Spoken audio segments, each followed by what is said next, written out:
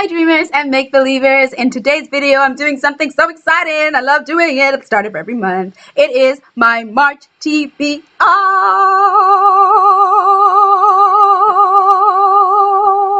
So I am very excited to announce the 3 books that I will be reading this month. So as you all know by now, I managed to read 3 books a month because I do about 1 book every 10 days. I am trying to speed that up a little bit, and I have managed to read a couple of books in a little less, like in a week or so. But on average, I do 3 books a month, like 1 book every 10 days. So I've decided to just limit myself to 3 books. And if I do get to more, woohoo! And if I don't, oh well, I'm not disappointed because, you know, that was the plan anyway. So here we go!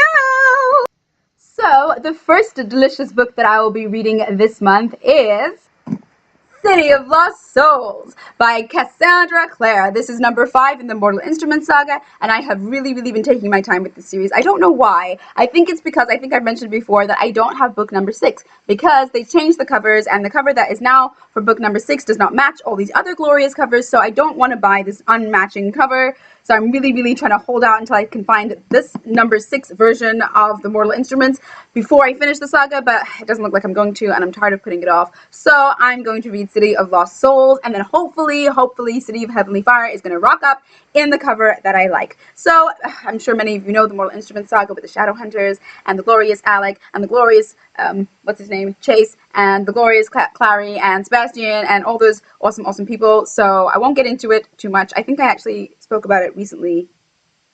So yeah, so basically I'm going to read the 5th book in the Mortal Instruments saga at last. Then the second book that I'm going to be reading this month is also a continuation of a series that I started once before, and that is Percy Jackson, The Labyrinth.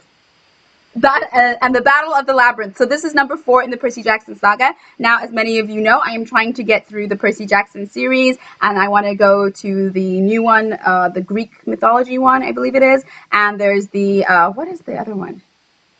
Norse gods, I think there is, and I don't know. There's just awesome stuff happening in the Rick Riordan world of Percy Jackson, so I really want to get to through all of these. So this month I'm reading the 4th book in the Percy Jackson saga. I've read the first 3 so far and have really enjoyed them, so it's time to give this little baby a try, and I actually think this might be my favorite cover.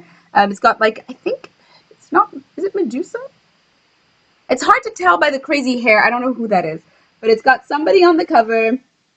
And then there's Percy down there with his sword. It just looks pretty cool. I'm excited to read this one. And yeah, the last one was pretty entertaining, so I think this one's going to be pretty awesome as well. And then the 3rd and final book I will be reading this March is actually pretty long. It's also a continuation of a saga that I started, but I just started. I've only read the first one in that saga so far, and I really did enjoy it. And then just all these other books came out, and I ended up reading them before, but I bought this book like right after I bought the last book, like the first book in the genre, in the series. Get your words right, woman. So yeah, I got it right after then, but I'd never read it, so now I'm finally going to read Scarlet, the second in Cinder. So the second from Cinder. So Cinder was a very awesome story. She is like a cyborg. She's got metal in her, and she's judged for being that way. And I'm just going to tell you what I remember, so I could be getting this wrong. And she ends up helping the prince, whose father is sick and dying, and something about her blood makes her very unique and immune to a plague that's happening. And it's really interesting. And there's these people in Luna, like, live on the moon, like it's sci-fi-ish fantasy. Live on the moon. She comes down. She's evil. She's a bit of a bitch.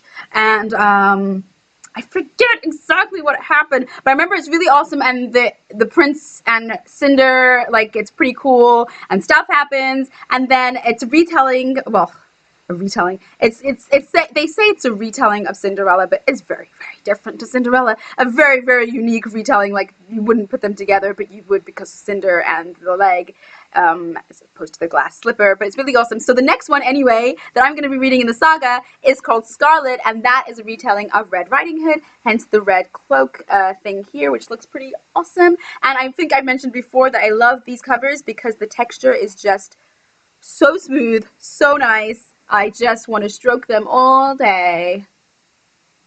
My baby. A little weird.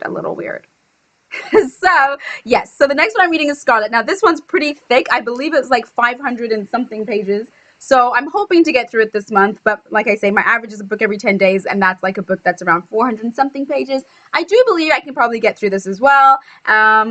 So yeah, I'm really looking forward to it, and it's got bonus content inside, which always makes it much better to read. And that is all. So I think this is a fairly short and sweet video, my TBR from March. Please let me know down below what you're reading, and if you've read any of these and what you thought.